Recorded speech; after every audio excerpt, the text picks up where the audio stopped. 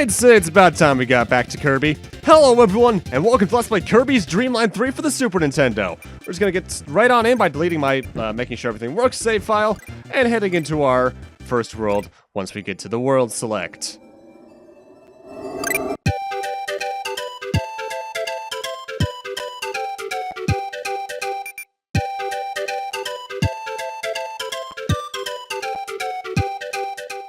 God, it's so adorable.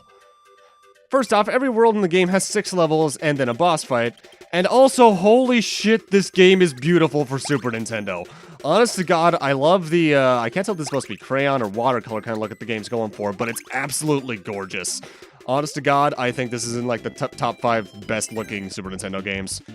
And in this door, we can see the fact that our animal buddies are returning once again. Press X to board them, and you can do stuff with them. Rick is the same as usual, but he can now jump on walls. And this is Tago the cat, who is absolutely the cutest thing in the game in my eyes, and we'll be using him enough later on. He can triple jump. But you saw me spawn some blue guy right there. That's why there's actually 2 little power-up boxes on the bottom. This game actually has 2-player, and the second player will play as that blue blob known as Gooey, who was the blob you could actually find in certain chests in Dreamland 2. Stars are still a mechanic in this game, but you require many, many more to get an extra life. You require 30 of them to do that. Also, disclaimer, I die a lot in this LP. Mostly because Dreamland 3 is a game before this I played through to 100% a total of once. Whereas Kirby's Dream Land 1 and 2, a few more than once, to put it lightly. Power-ups are still a thing from Dreamland 2, and they're mostly the exact same ones, though there's 1 or 2 new ones along the way. Cutter's still here, as is Parasol. Fire will show up along the way, there's Spark, and then we'll get to new ones as we go along the path. Now, something that Dreamland 3 is going to be abusing through most of its levels are those little blocks you just saw me destroy. Blocks that have the design of a power-up on it can only be broken by that power-up. So make sure, in the case you need to get them for something, that you do the thing that they needed to break. That made sense grammatically. Shut up. One thing I forget about Gooey, though, is whether or not they count as extra lives. I do not believe they do. That was a sound effect. Something that Kirby's Dream Land 3 does that's a bit of an evolution of something from Dreamland 2. Dreamland 2 had the rainbow drops you needed to get in order to access the true final boss, one in every world. In this game, every level has something for you to do in it, namely a little submission that in order to get the collectible for this game, you need to complete. In the case of this stage, we need to avoid stepping on the pink flowers. We'll see what that does at the end of the stage. Also, invincibility is not as silly in this game, because the sound font just doesn't fit this high-pitched this hyper tune. When you go through the goal room, when you've completed the objective, you get a little room before you actually go through the clear minigame. And in this case, upon almost going through the door, it spawns a heart star. They are our plot MacGuffins for this game. Need to get all 30 of them through the main stages, and you get access to the true final boss.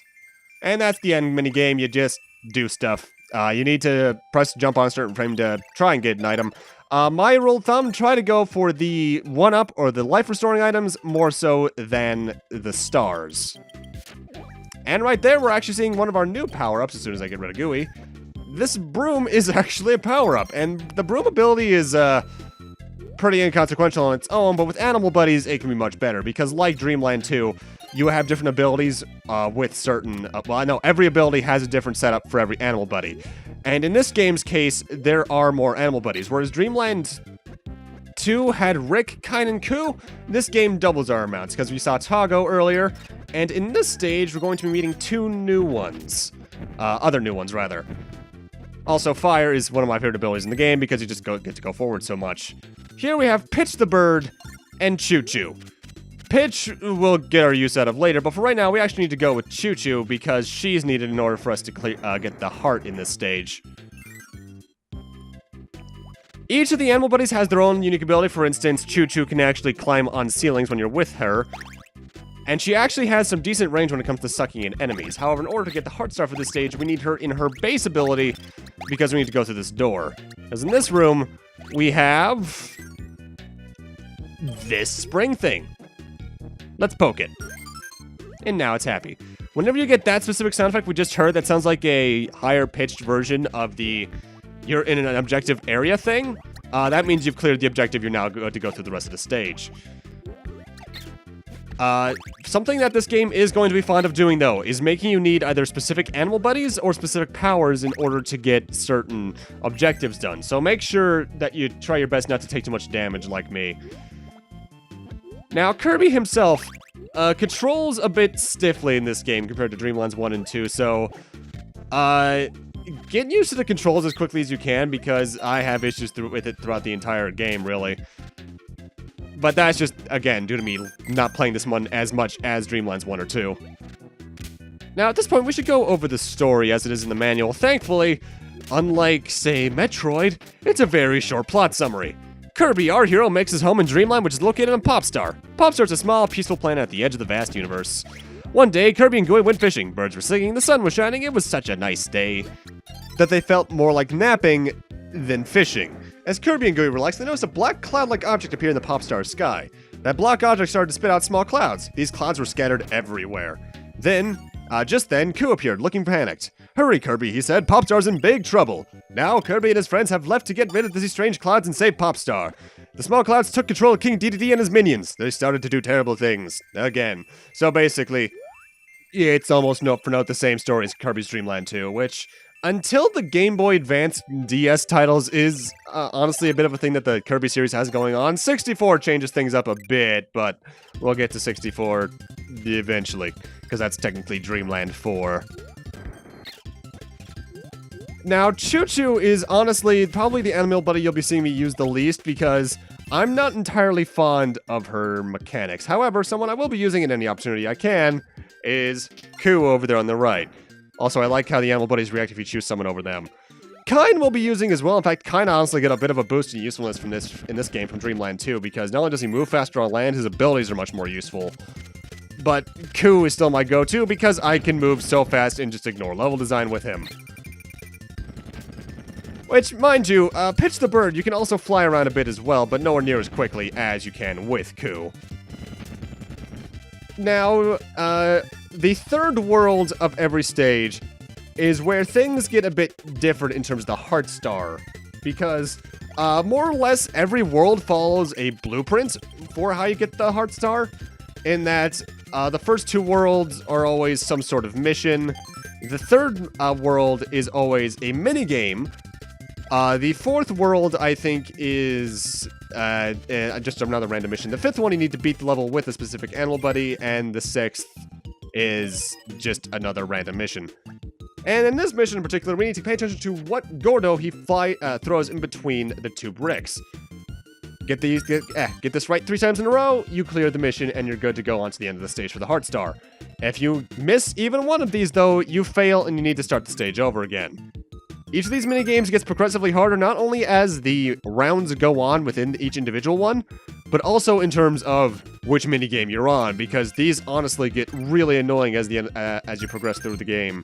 To the point of, honestly, this probably being the third world of every stage, probably being the most annoying to get the Heart Star in for that world. Not counting one in particular, but we'll get to that eventually. Also, this game's soundtrack is amazing. Kirby soundtracks being bad, I know, are about as rare as Metroid games nowadays, he says, as he looks at his Samus Returns copy in his 3DS across the room. But you know what I mean. It's a bad day if Kirby has a bad soundtrack. Also, I love this background. I'll be saying a lot about this game's graphics being beautiful because, my god, it's not only just so good looking, it's adorable. It's Kirby! Though this will be, admittedly, a longer LP than either of the first two Dreamlands, because something that Dreamland 3 is very guilty of, especially from the halfway point on, roughly, is levels dragging on. Because a lot of the levels will probably be over 5 minutes in length, and not a fan of that. Also notable, you get an idea of what the mission in every individual stage is going to be based off the level select, because the person, I suppose the character rather, that is in the little level portrait, is what you're going to be looking for your mission. Oh boy, Coo Rock. This is useful. It's honestly the worst Coo power-up. Coo, I think, isn't as broken as he was in Dreamland 2 in terms of his abilities, but he's still my favorite animal buddy just based off the mobility. We do want to have the rock ability in this stage, though, because that's how we get to the Heart Star here. Also, you might see me do that a bit early game. I try to use the rock on slopes because I think I'm playing later Kirby games and I can roll down them. Admittedly, that is part of my guilty thing with Kirby, is that since I played so many of the later ones more than the earlier ones, like in this case Dreamland 3 and Dreamland 2 to an extent, you'll see me fidgeting around a lot in terms of what I'm doing because I just don't know what I'm doing as much as I did in the earlier titles. Aw, Tongo is so adorable there when he's angry that we're with someone else. Too bad Koo's better. I love you, Tongo, but not right now. These green things are basically Donkey Kong Country warp barrels. You get in it and you're launched in that direction. Some of them rotate and you can select which way you want to go just by timing your button presses. But for right now, we're just going to be continuing on. Either way, coming up is the reason we actually need the rock power-up for this stage, because we have blocks that only the rock ability can break. And now we can actually get towards where the Heart Star is. Also, if I recall, Gooey can actually get abilities, so if you have a second player along, that can actually be very useful in terms of saving abilities for later. Kirby's Dreamland 3, like Dreamland 1 and 2, has mini-bosses, and they're mostly very easy. The fire one is honestly the easiest, just due to how repetitive his pattern is. He only ever does this, unlike some other bosses who have more than one attack, which is kind of sad. Mind you, you get probably the second best ability in the game from the easiest mini-boss, so count your blessings. And Gooey, damn it, Gooey. Gooey is not worth having around. Either way, for beating that mini-boss, this door appears, and this leads us to this monkey. This monkey is what we need to rescue in order to actually get our Heart Star. Admittedly, this game can be kind of guilty of making you need certain abilities to get Heart Stars, as I mentioned before, but something that's also guilty of in the same breath is the inability to backtrack to prior rooms. So if you lose a power and there's not one in the area where you needed it, you're out of luck. You need to press start, press exit, and then start the stage over again. Thankfully, I can avoid that for the most part because I'm generally good enough at going through the stages, even though I die a lot in this, that it won't happen too much, but it can, and it will annoy you.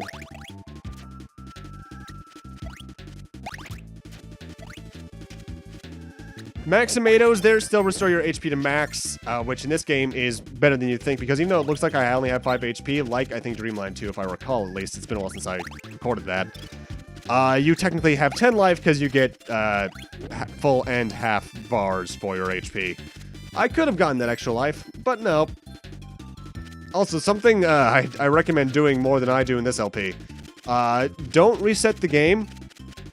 What I mean by that is, say you're playing this on a virtual console, or I think the Dream Collection will allow you to do this as well. It's been a while since I touched that.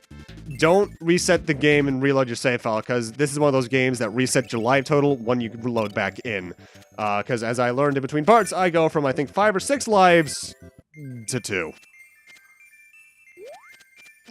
This minigame is actually very hard to time. Mostly because the frames for your jumping go so quickly that you don't really ever get a chance to really judge what frame will put you where. Also, Koo Feather is adorable. You use him as a feather duster. Wait, did I say Koo Feather? Koo Broom. Oh my god. That might happen a bit. Mostly because even though there's less power-ups in this game than basically any other Kirby game aside Dreamland 1 and 2, some of them aren't as memorable as others. I actually do not think, I actually did? I don't think Broom ever returned after this. Either way, I want to get Cutter just because it's my favorite ability. However, I sadly now have to ditch Koo. Because, in order to get the Heart Star here, we need to beat the level with Kine. Thankfully, as I said before, he's a lot better in this game than he was in Dreamland 2. But still, his mobility kind of sucks on land.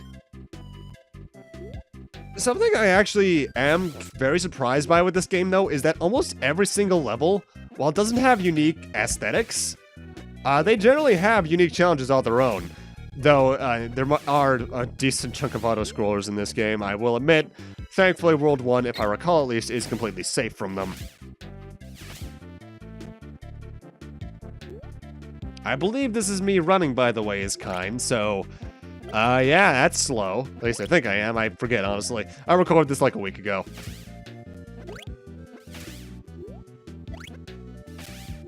Now, something I do wish Dreamland 3 had going on, honestly, is a bit more energy, because Kirby's Dream Land 1 and 2, partially because of the Game Boy sound chip being the main thing that was doing the sounds and songs, felt like it had more energy to it because of that. This game is very relaxed in its tone in music, and because of that, it feels not less fun, but less... I guess just energized is the term I'm looking for. Thankfully, this stage is short, so getting through it with kind is no big issue. And with that, we're done with 1-5. Time for us to head on off to 1-6, which, if it's the world I think it is my least favorite level in the game, because it's our first little collect-a-thon level. Because for most of the stages, you just need to do one thing along the way. Some stages have multiple objectives you need to fill. They're generally simpler objectives, but that's still multiple things you need to collect, and sometimes they're spread out throughout the stage. Sometimes, in the case of this one, they're generally in one area. Either way, I'm going to take Rick because Choo Choo's adorable, but look, it's not Rick. Rick is an oddity in this game to me, though, because his abilities are more or less what would become most of Kirby's abilities later on. Like, the general fire effect in this game for Rick is a fire breath, whereas for Kirby, it's the burner ability from later entries. Or I suppose in one case earlier, because I forget if this game came out before or after Adventure. In fact, you know what? Let's look that up. Kirby's Dream Land 3 was November 97. Wow, that's really late Super Nintendo. And then Kirby's Adventure was like, what, 93? Yeah, 93, so wow, yeah, this is after. I did not realize this game came out that late on Super Nintendo. God damn. I guess that explains about the graphical fidelity, because, I think, in my personal opinion, the best-looking game on the Super Nintendo came out not even a year later with Mega Man and Bass. And didn't one of the Fire Emblems come out in, like, 2000 or something in Japan for the Super Nintendo? I know the Super Nintendo lasted until the 2000s, but either way. The thing we need to collect in this stage are across the little exits, the outer areas of this tree section. We need to collect the little blocks that will be used by the clown that was on the level select. And getting around this area as Rick can actually be a bit tedious, so I don't know why I didn't just abandon him. I guess I just didn't want to abandon my animal buddy. Now, something I'm actually surprised about with the animal buddies is that a little cameo in one of the mixture abilities in 64 aside, this is, I believe, the last playable appearance of the animal buddies, which is all sorts of odd to me. Because you'd think these guys would work well as a Yoshi kind of thing for the modern Kirby games. Especially if they did something like a Return to Dreamland again, which I think they are for the Switch, with multiplayer, because honestly, they would work as a Yoshi kind of thing, and having multiple at a time through the party system could be very interesting. But I guess they don't want to keep it too complicated for a Kirby game, because, you know, Kirby made for beginners. It's just kind of how things are. Also, I love how Kirby flattens when he's under gravity like that. Again, that is such good, not only good attention to detail with the way he's animated, but it's so adorable. Also, I hate these stone blocks. They're the most annoying thing in this game, because they're not like thwomps where they only go off when you're near them. They go off immediately when they reach the apex of their heights. And that can be annoying because you might time yourself wrong and get hit stupidly. Now, that bow enemy I just killed, if this was a later Kirby game, he'd have an ability. Not so much here. Either way, I have gotten the Heartstar things for this stage, so I'm just going to abandon Rick and get Coo, because Coo is best animal friend in Dreamland 2 and 3. At least in terms of just going through levels for me. If you're going for Heartstars, obviously, then you need to use everyone at least once or twice, I believe. But every opportunity I can that I don't need anyone else, I'm going for Coo. Which actually goes to my detriment in one stage later on, but we'll get to that when we cross that bridge.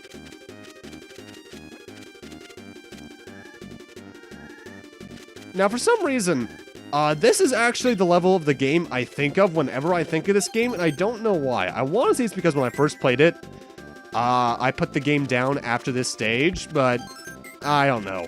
Also, Coup Parasol is still one of my favorite abilities in the game because it's basically a much simpler version of what would later be Tornado more often than not. Even though Adventure was already out by this point, but you get what I mean.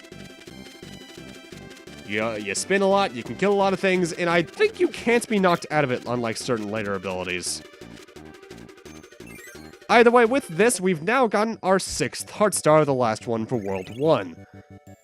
And the boss is next, but in terms of completion for a stage, you need to, for a world rather, you need to beat the boss with every Heart Star in that world to collect it. I do not believe it's an instance where, in the case you beat the boss and then go back to a stage, the thing that is needed for it won't happen immediately. Either way, get this, the first boss in a Kirby game is Whispy Woods. Big surprise. Also, as you can see, you don't immediately lose your power when you get hit. You need to get hit basically 2 times in quick succession. And I die very stupidly to Whispy because I was being way too reckless and stupid. At least without power, is that he fires out various vegetables and you just spit back at his face, which is basically how he was in Dreamland 1 and 2, only now it doesn't fall from the sky, he spits it out. However, Dreamland 3 changes the bosses up a bit. When you reach the half point of their health bar, they enter a second phase, which changes things up a bit. In this case, Whispy chases after you a little bit, meaning the parabolas of things he shoots out might be a bit more unpredictable. Plus, he actually aims for you more so than them just dribbling along the ground. Overall, he's still Whispy, so my death aside is honestly a practical joke. But he could be more dangerous than usual, I suppose, at this point. Either way, you kill the boss with all 6 Heart Stars collected, and you get this absurdly long animation of the Heart Stars purifying the world that you were in. Because remember, that black stuff was all over Popstar, and we kind of need to fix that. And of course, after that's done, we get our usual. It's still adorable. But that's World 1 done. But with that, I'm going to end this off here. Thank you guys for watching, and in Part 2 I'll be entering World 2 and doing a decent chunk of the levels within that. See you guys then.